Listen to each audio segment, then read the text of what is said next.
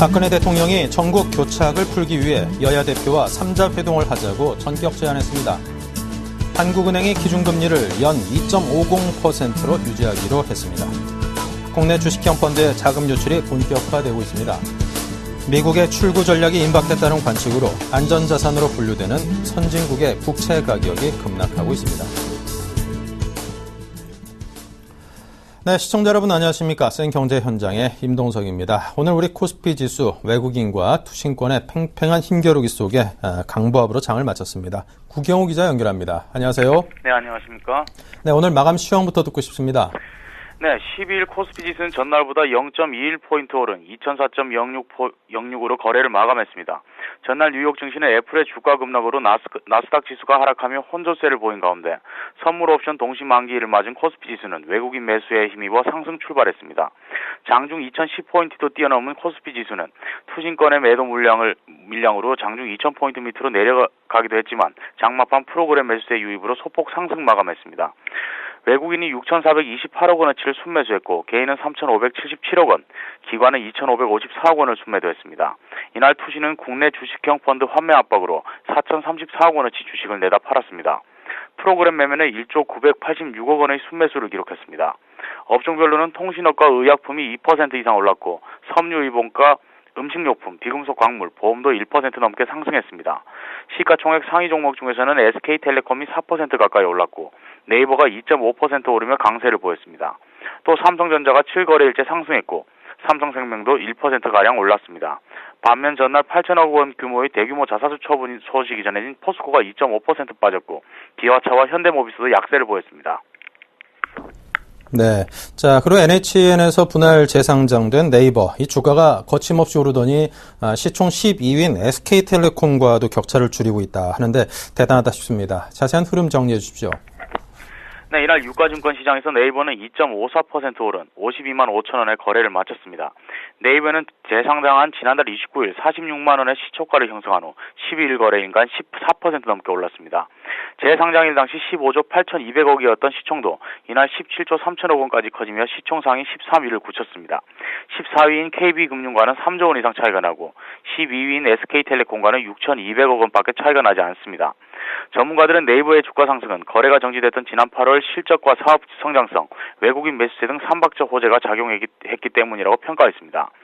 네이버의 강세가 한동안 이어질 가능성이 높아 각 증권사들이 낮게 잡았던 목표 주가도 55만 원 선 이상으로 상향 조정할 것으로 전망됩니다.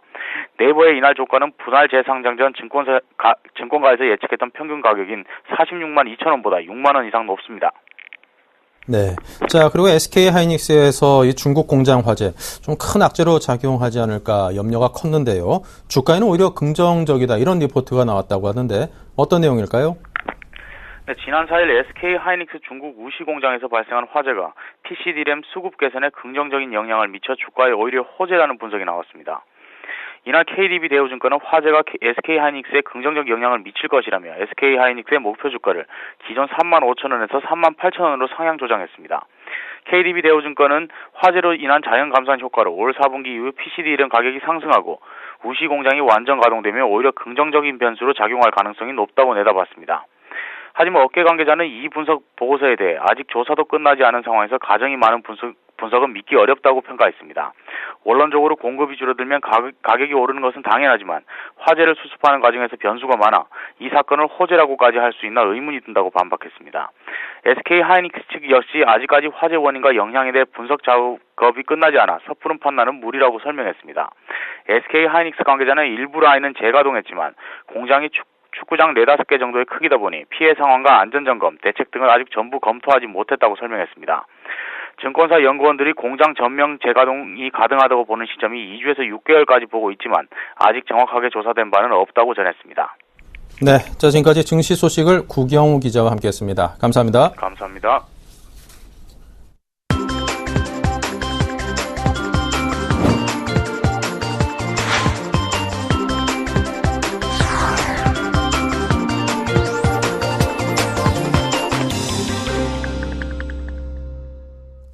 네, 오늘의 주요 뉴스입니다. 박근혜 대통령이 전국 교착을 풀기 위해 여야 대표와 3자 회동을 하자고 전격 제안했습니다.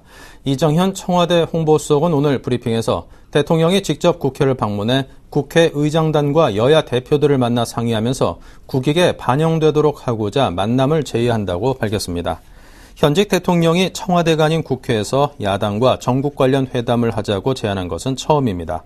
이 수석은 이어 여야 대표 3자 회동을 통해 국정 전반의 문제와 현재의 문제점 등을 국민에게 투명하게 공개하고 대화에 임하고자 한다고 덧붙였습니다. 회동 의제에 대해서는 그동안 야당에서 제안하고 말씀한 현안들에 대해 얘기를 나누자는 것이라며 대통령과 여야 대표가 만나 나누지 못할 이야기가 없다고 밝혔습니다. 한국은행이 기준금리를 연 2.50%로 유지하기로 했습니다. 한은은 오늘 금융통화위원회 본회의를 열어 기준금리를 현행 수준에서 동결하기로 결정했습니다. 이는 지난 5월 9일 기준금리를 0.25%포인트 내린 이후 4개월 연속 동결 결정입니다. 한국 경제의 회복세가 아직은 완만한 수준에 불과하고 신흥국 시장의 성장세 둔화와 국제 금융시장 불안 우려 등 경제의 하방 위험이 만만치 않다고 판단했습니다. 앞으로 한은의 통화 정책에서 가장 큰 변수가 될 미국의 양적 완화 축소는 FOMC에서 결정될 것이라는 관측이 유력하며 이에 따라 선제적으로 대응하기보다 좀 더 진행 상황을 지켜보며 대응한다는 전략입니다. 국내 주식형 펀드의 자금 유출이 본격화되고 있습니다. 주가가 많이 올라 환매 적기라는 분석과 다음 주 미국 FOMC 회의 이후 증시 변동성이 커질 것이라는 우려가 맞물리면서 환매가 급증하고 있다는 분석입니다. 한국금투협에 따르면 지난 10일 상장 지수 펀드를 제외한 국내 주식형 펀드에서 2,742억 원이 이탈해 10거래일 연속 자금이 순유출됐습니다.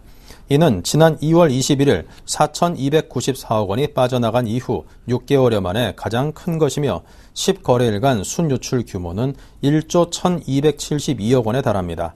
지난해 말 17거래일 연속 순유출을 기록한 이후 8개월여 만에 최장기간 순유출 상태를 보였습니다.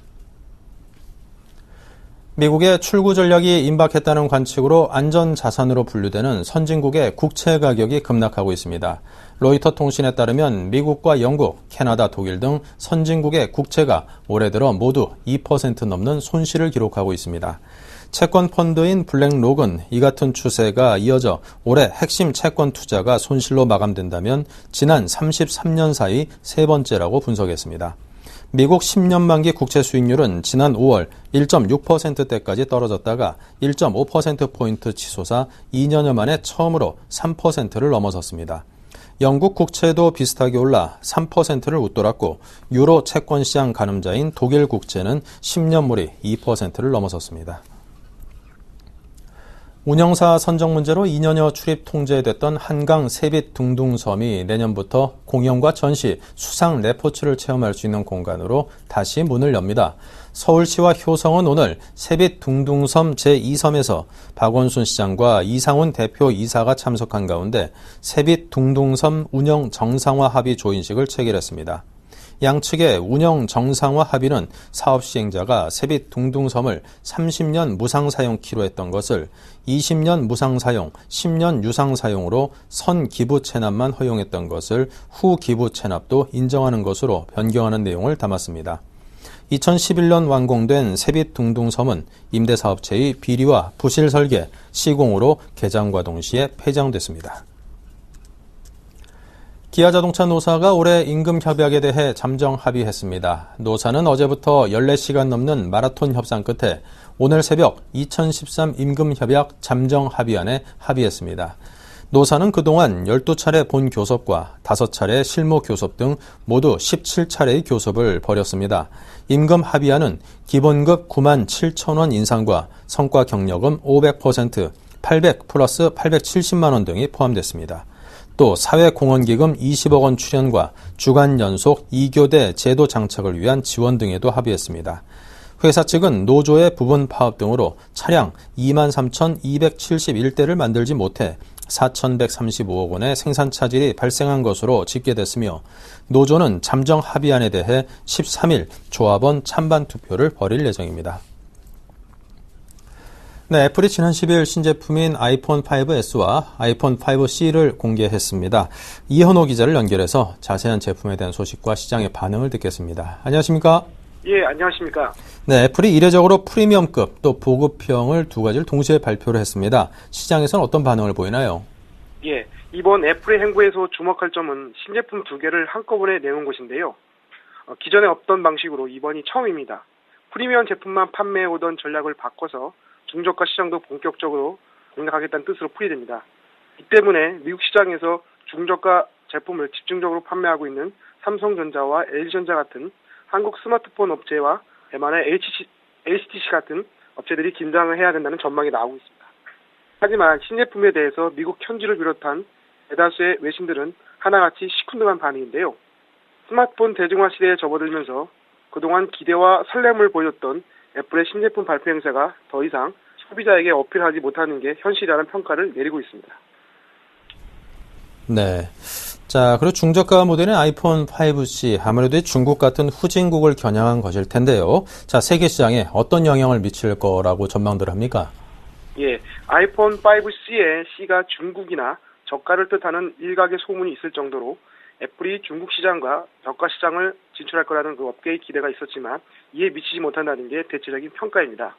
아이폰 5C를 이통사 약정 없이 구매할 경우에요. 소비자 가격은 $549로 우리나라 돈으로 약 59만 5천 원입니다. 대부분 약정을 체결해서 구입하는 상황을 고려하면 결코 싼 가격이 아닙니다.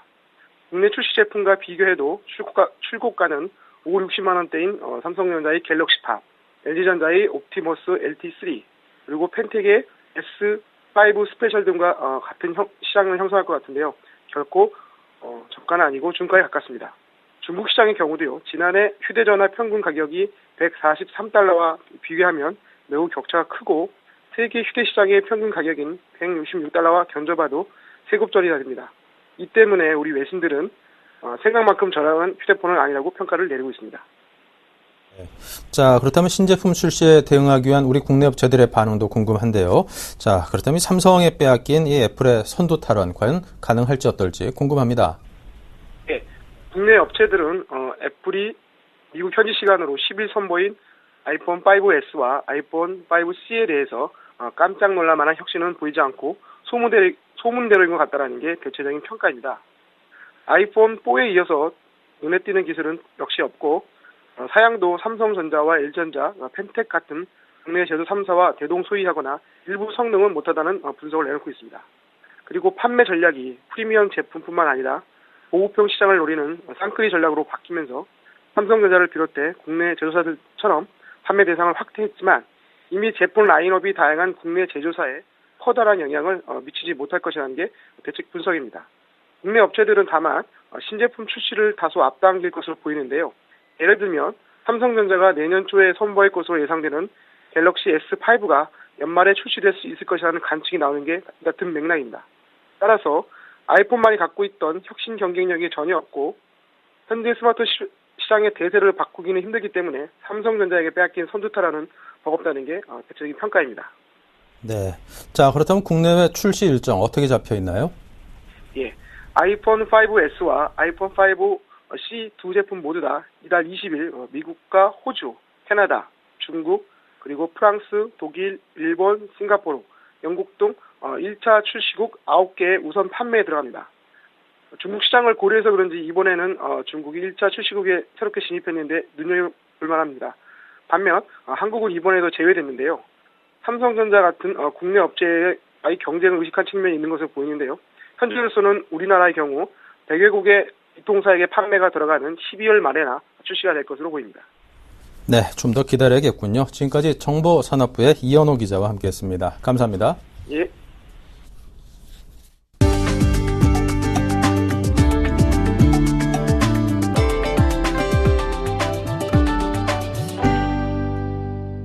대기업 협력사들이 경력직 2,000명을 뽑는 대규모 채용 박람회가 열려 재취업에 나선 중장년들의 구직 행렬이 이어졌습니다. 고용노동부, 전국경제인연합회, 중소기업 중앙회 등은 오늘 일산 킨텍스에서 삼성, 현대자동차, LG 등 13개 주요 그룹과 함께 186개 중소 중견기업이 참가하는 2013 중장년 채용 한마당을 개최했습니다. 이들 기업은 유통서비스, 연구기술, 사무관리, 생산품질, 영업직 등에서 총 2,062명의 경력직을 뽑을 예정이어서 중장년 채용 박람회로는 역대 최대 규모를 기록할 전망입니다. 스마트폰과 태블릿 PC 등에 사용되는 중소형 디스플레이 패널 시장에서 삼성 디스플레이의 점유율이 처음으로 30%를 넘어섰습니다. 시장 조사기관 디스플레이서치에 따르면 지난 2분기 삼성 디스플레이의 9인치 이하 중소형 디스플레이 패널 매출액은 30억 2,390만 달러로 1분기 26억 1,060만 달러보다 16% 늘었습니다. 점유율은 25.9%에서 30.7%로 높아져 2009년 4분기 일본 샤프를 제치고 중소형 패널 시장 선두로 나선 이후 15분기 연속 1위를 지켰습니다. 삼성 디스플레이가 중소형 패널 매출액 30억 달러, 시장 점유율 30%를 넘어서는 것은 이번이 처음입니다.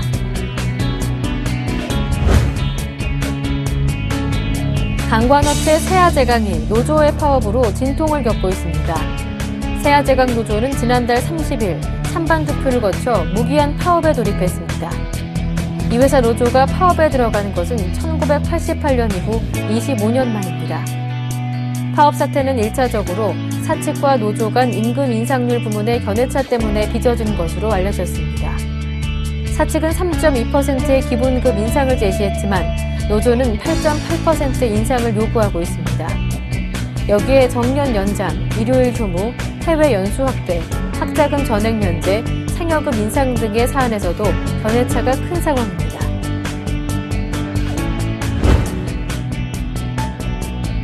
SK텔레콤이 한 달에 140시간까지 동영상을 시청할 수 있는 동영상 전용 요금제 T라이프팩을 출시했습니다. T스포츠팩이라는 이름으로 스포츠 동영상에 특화된 서비스를 먼저 출시한 뒤 다른 패키지 상품을 추가로 선보일 계획입니다. T스포츠팩 가입자는 월 9,000원에 T베이스볼, T골프 등 SK텔레콤의 스포츠 애플리케이션이 제공하는 생방송과 하이라이트 다시 보기를 하루 2GB씩 한 달 동안 최대 62GB까지 이용할 수 있습니다.